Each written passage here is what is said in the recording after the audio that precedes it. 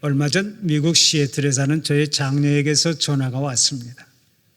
현재 백인들만 모이는 장로교회에서 음악 감독으로 사역하고 있는데 고민이 많다는 것입니다.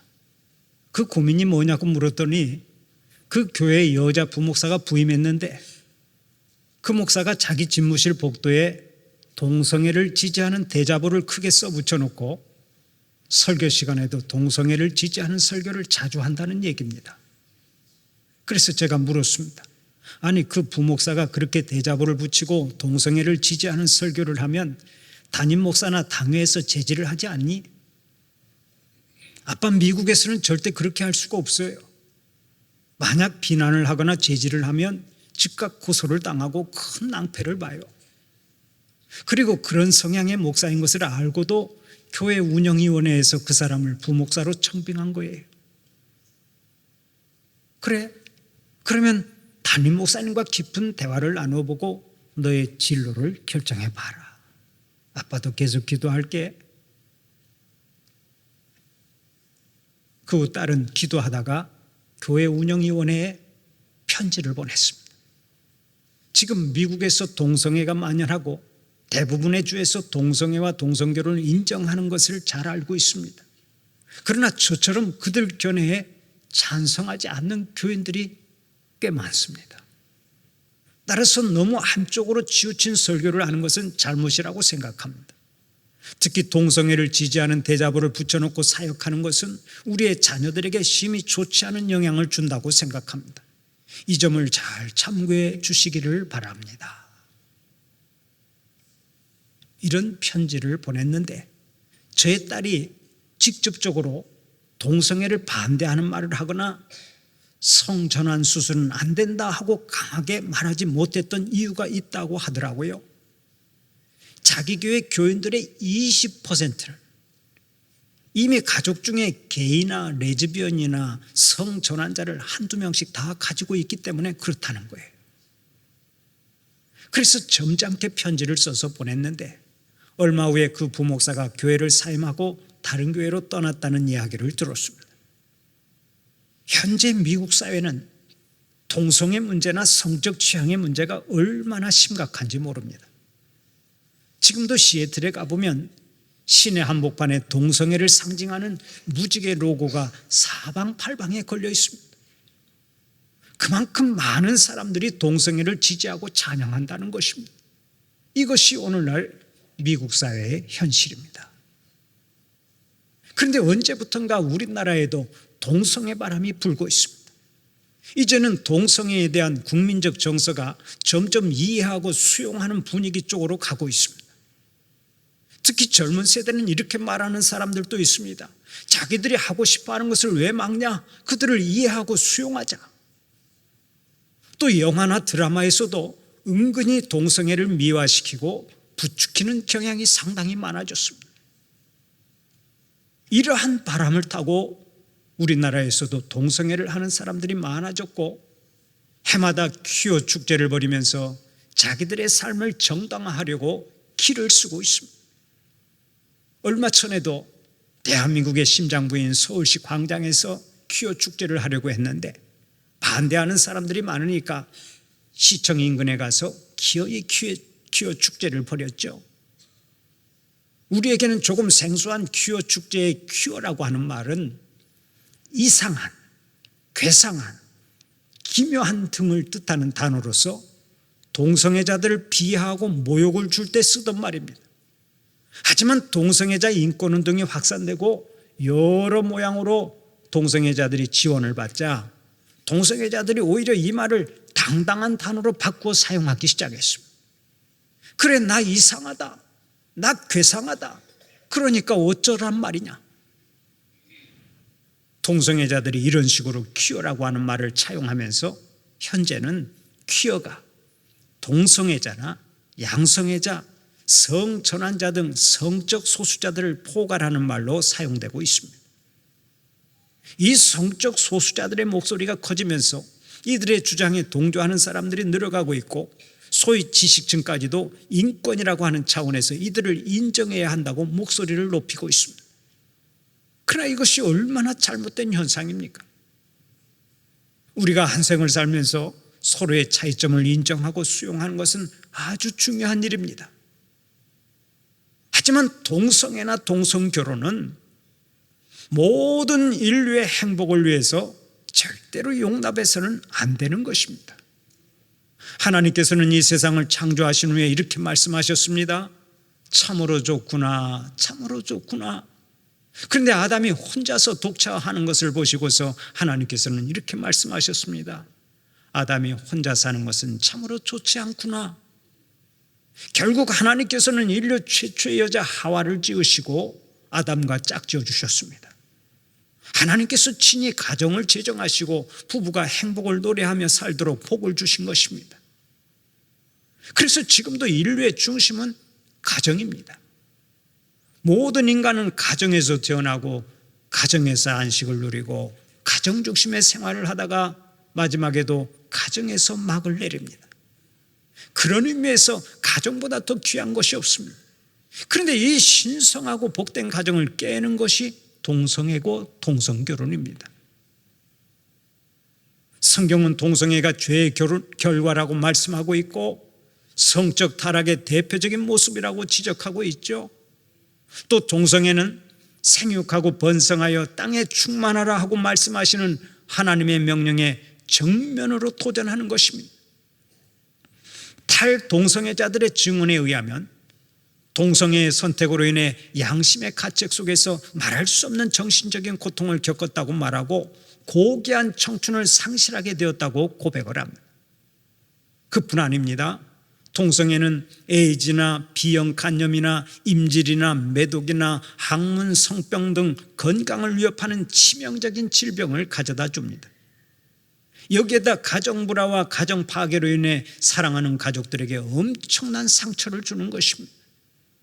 그러므로 여러 가지 병폐들, 곧 질병을 일으키고 가정과 영혼을 파괴하는 음란의 물결 속에서 생명보다 소중한 우리의 자녀들을 보호하기 위해서는 반드시 동성애를 막아야 하는 거예요.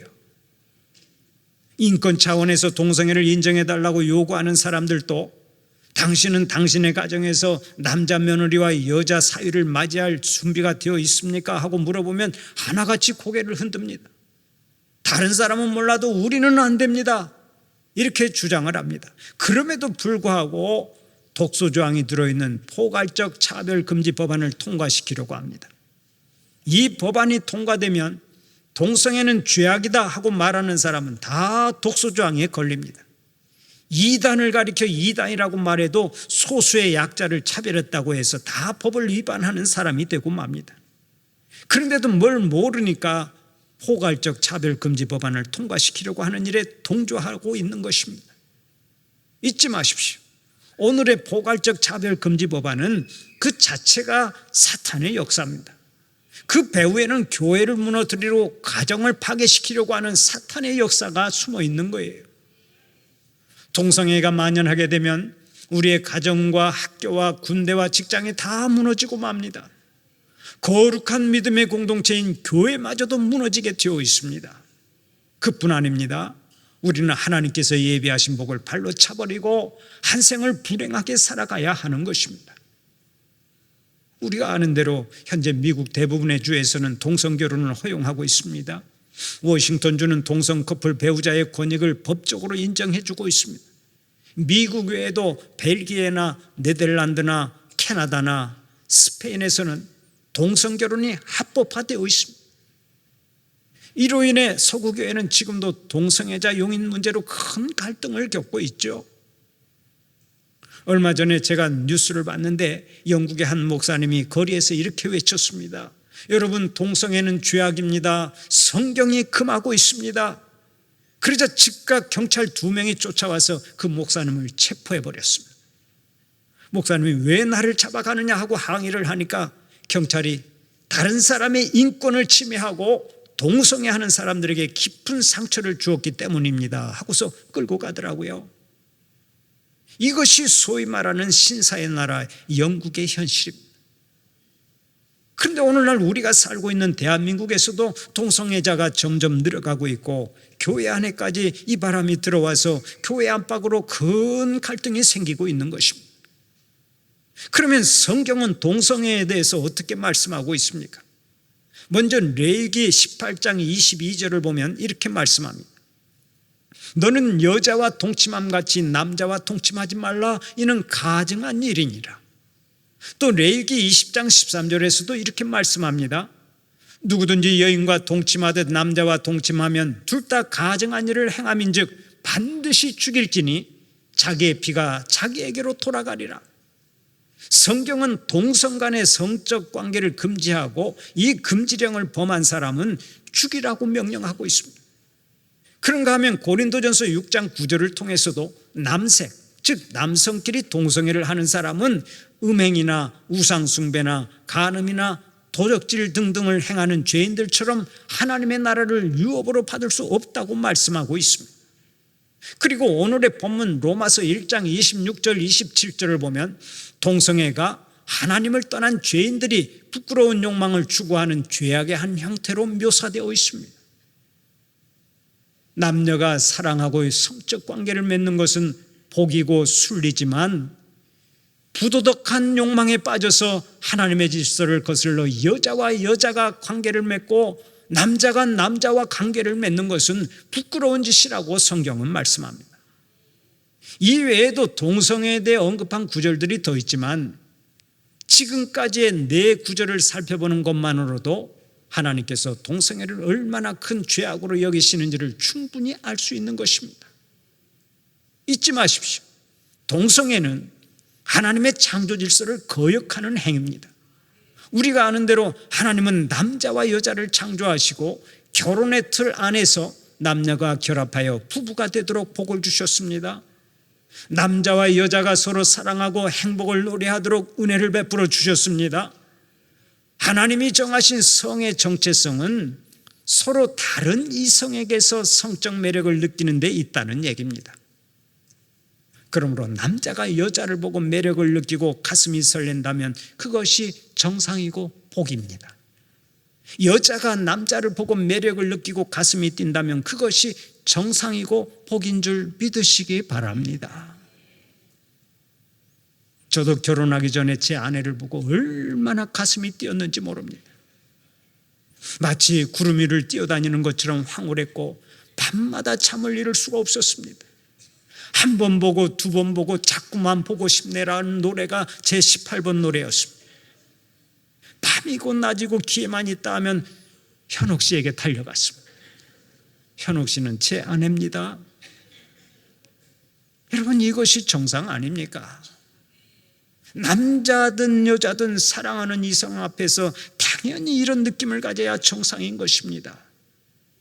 그런데 남자가 수염이 굼실굼실난 남자를 보고 야, 너무나 사랑스럽다, 미치겠다 하면 그 사람은 문자 그대로 미친 사람이지 정상이 아닙니다.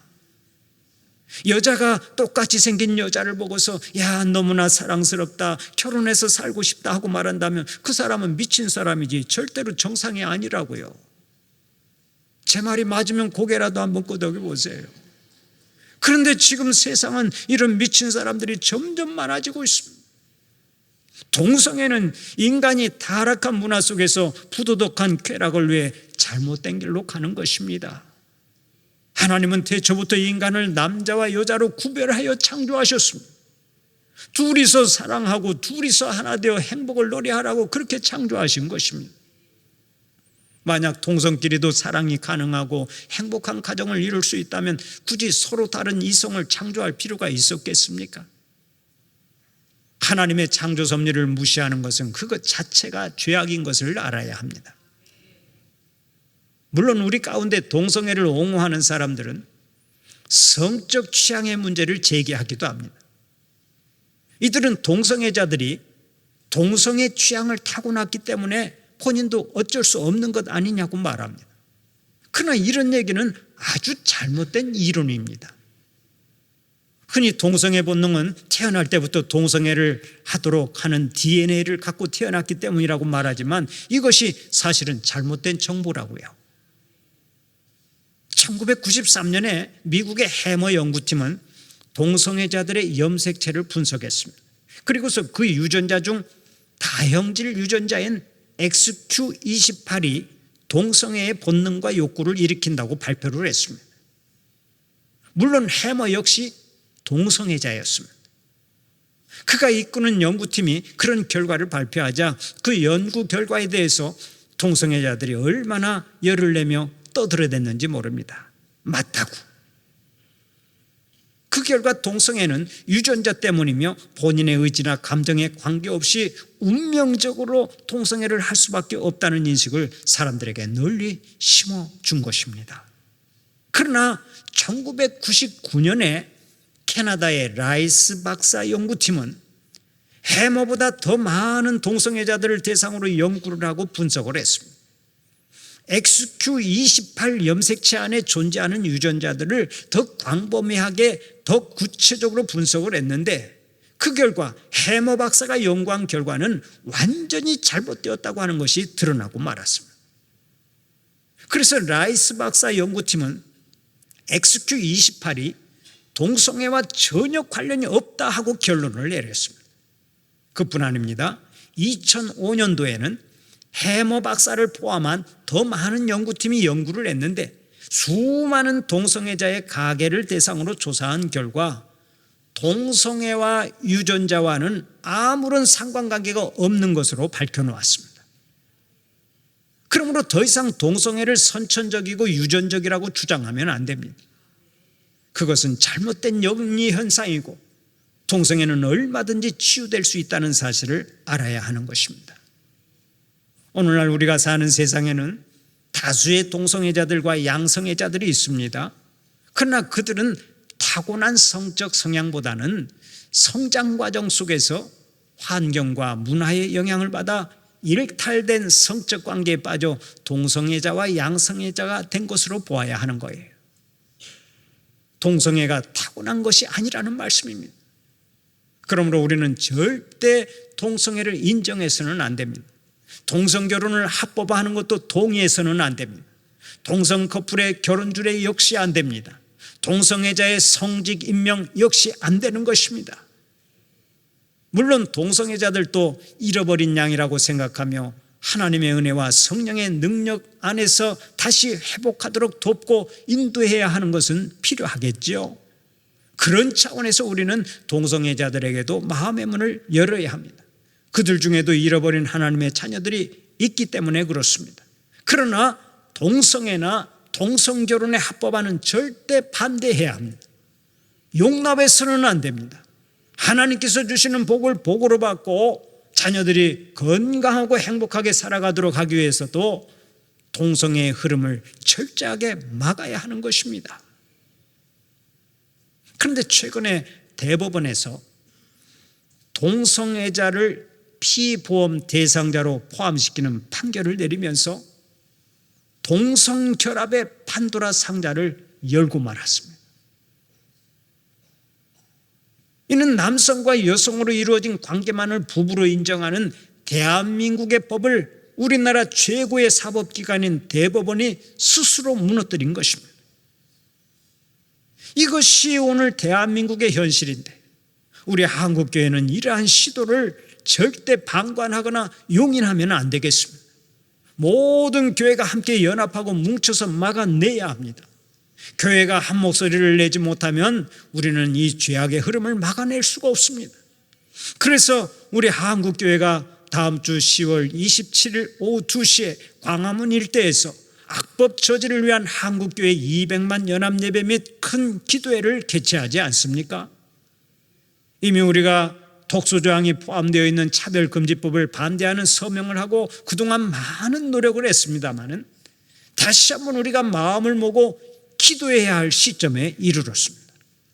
여러분들이 주일날이라 참여하기가 어렵겠습니다마는 여기서라도 기도하고 관심을 가져주시기를 바랍니다. 적어도 이 분야에 있어서만큼은 우리 모든 한국교회가 한 목소리를 내야 합니다. 그렇지 않으면 우리나라도 무너지고 마는 것입니다. 영국교회를 보세요. 영국교회가 한 목소리를 내지 못하다가 철저하게 무너져 버리지 않았습니까? 미국교회도 마찬가지입니다. 미국교회가 한 목소리를 내지 못하면서 동성애법을 허용하는 나라가 되고 말았습니다. 세상이 모두 다 미쳐가고 있습니다. 모두 다 멸망의 길로 가고 있습니다.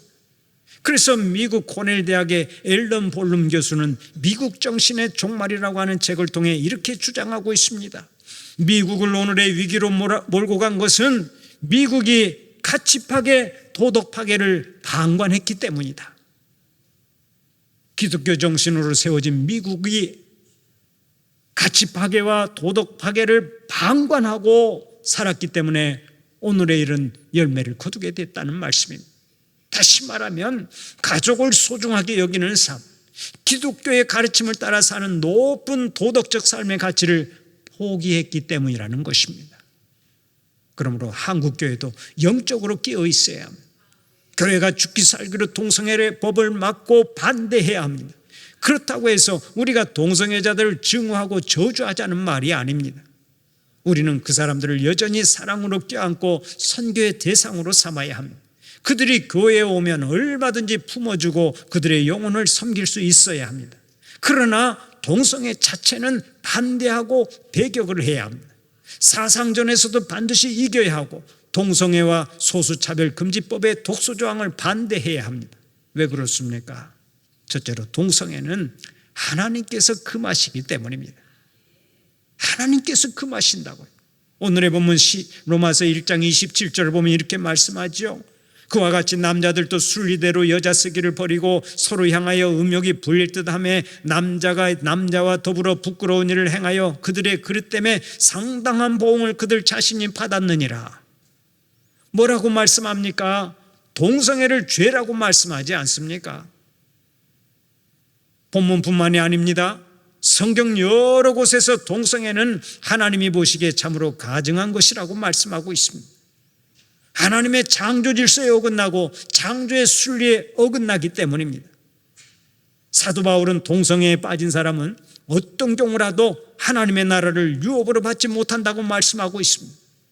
그러므로 우리 그리스도인들은 하나님께서 동성애는 가증하다, 동성애는 죄다 하고 말씀하시면 그대로 믿어야 될 줄로 믿습니다. 세계의 추세가 그렇고 시대의 흐름이 그렇다고 말해서는 절대로 안 됩니다.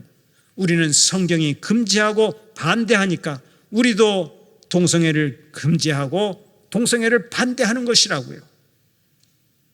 사랑하는 우리 성도들은 하나님께서 말씀하시는 대로 믿고 순종하고 하나님께서 주시는 복을 복으로 받으시기를 축원합니다. 두 번째로, 동성애는 사람들의 건강에도 절대적으로 해가 되기 때문에 금해야 하는 것입니다. 여러분, 동성애뿐만 아니라 성전환을 한 사람들은 얼마나 빨리 늙어버린지 아십니까? 성전환자들은 조로 현상이 너무 빨리 와서 다 일찍 죽습니다. 특히 남자 동성애자들은 항문 성교를 하는데, 우리가 아는 대로 항문은 배설기관이기 때문에 온갖 병균이 다 모여있는 곳 아닙니까? 병균이 득실득실합니다. 그런데 남자끼리 항문 성교를 하면 어떻게 되겠습니까? 악성 치질이 생기고 항문 출혈이 생깁니다. 그뿐 아닙니다. 항문 관략근이 고장이 나서 물똥을 싸고 다닙니다. 그래서 이런 사람들은 화장실에 앉아있는 시간이 3시간이나 걸린다는 얘기가 있습니다. 여기에다 항문 성교는 에이즈 발병의 원인이 되는 것을 알아야 합니다. 현재 우리나라에만 에이즈 환자가 10,000명이 넘는데 대부분 동성연애 때문에 걸린 것입니다. 신규 감염 환자의 94% 이상이 남성 동성애 때문이라고 하는 통계가 나와 있습니다. 더군다나 이 에이즈는 전염이 되지 않습니까? 그런데 우리나라는 이 에이즈 환자들을 전부 다 국가의 돈으로 치료해 주고 있습니다. 그 치료 경비를, 그 치료약이 비싸기 때문에 1년이면 1인당 3,500만 원 정도가 들어간다고 하는데요, 이 경비를 그들이 죽을 때까지 국가의 재정으로 충당을 하고 있습니다. 현재의 추세라면 앞으로 몇 년 후에는 수만 명으로 늘어날 수가 있습니다. 그렇게 되면 도대체 그 많은 돈을 어떻게 감당하겠습니까? 그러므로 정부에서는 동성애자들의 인권을 존중해 줘야 하겠지만 그들을 선도하고 치료하려는 시도도 함께 병행해야 합니다. 만약 정부나 지자체가 동성애를 지지해 주고 장려해 주는 것으로 끝난다면 국민들의 미래 건강은 희망이 없는 것입니다. 마지막으로, 동성애는 복되고 아름다운 미래 사회를 일궈갈 수 없기 때문에 우리가 반대해야 합니다. 지금 추진하고 있는 소수차별금지법은 소수자의 인권을 보호한다는 차원에서 추진되고 있습니다. 물론 소수의 인권은 반드시 보호되어야 합니다. 특별히 약자들의 인권이 보호되고 존중되어야 합니다. 그러나 여기에서 동성애법의 독소조항만큼은 반드시 빼야 합니다. 동성애자들은 고아나 과부 등의 사회적 약자들과는 다른 존재이기 때문에 그렇습니다. 그럼에도 불구하고 동성애법이 통과되면 어떻게 되는 줄 아십니까? 저 같은 목사가 강단에서 동성애가 하나님의 뜻이 아니라고 오늘처럼 설교를 하거나 비판을 하면 즉각 고소를 당합니다. 또 동성애자들이 결혼을 한다고 저에게 와서 주례를 서달라고 할 때 그것을 거부하면 그때도 소수의 인권을 무시했다고 해서 즉각 고소를 당하고 제가 처벌을 받습니다. 세상에 이런 역차별이 어디에 있습니까? 우리 헌법에 언론의 자유가 있고 표현의 자유가 있는데 그들 소수의 인권도 중요하지만 다수의 인권도 중요한 것 아닙니까? 그런데 왜 다수의 인권이 침해를 당하고 처벌을 받아야 합니까? 말이 안 됩니다. 정말로 소수 인권을 존중하고 소수차별금지법을 위반하려면 그들의 인권과 자유를 그대로 존중해 주면 됩니다. 동성애를 하고 싶은 사람은 하라는 것입니다. 그러나 교회와 학교는 동성애의 해악에 대해서 바르게 가르쳐줄 의무와 권리가 있으니까 그것을 허용해야 되지 않겠습니까? 이것이 공익을 위한 길이고 미래사회 발전을 위한 첩경인 것입니다. 만약 동성애 차별금지법이 합법화되면 미래사회가 어떻게 될 것인가를 생각해 보아야 합니다. 통계에 의하면 동성애자들이 대부분 2년이나 3년 동안 서로 사랑을 하다가 헤어지는데 평생 400명에서 500명과 관계를 가진다는 것입니다. 그러는 동안 사람들이 얼마나 망가지고 피폐해지겠습니까? 또 대부분이 일찍 병들어서 단명을 한다든지 단명을 하지 않아도 노년에는 다 홀로 살게 됩니다. 그뿐 아닙니다. 자녀를 생산할 수가 없으니까 입양을 합니다. 그런데 입양을 해서 아이를 키우더라도 그 아이들 대부분이 환경적 요인에 의해서 다 동성애자가 된다는 것입니다. 그러다 보면 언젠가 이 지구촌은 텅 빈 지구촌이 되고 말 것입니다. 결국 동성애는 복되고 아름다운 미래 사회를 일구어 가는데 공공의 적이 되고 사회의 적이라고 말하지 않을 수가 없습니다. 그렇기 때문에 교회가 정신 차리고 이런 법안을 막아야 한다는 말씀입니다. 모든 교회가 하나가 되어서 한 목소리를 내야 합니다. 교회만으로 부족하면 건강한 가정과 건전한 사회를 이루기 원하는 시민들을 일깨워서 그들과 함께 연합해야 될 줄로 압니다. 사랑하는 우리 성도들 한 사람 한 사람이 깨어 기도하고 동성애의 흐름을 차단할 뿐만 아니라 하나님의 도성을 지키는 거룩한 전사들이 되시기를 간절히 축원합니다.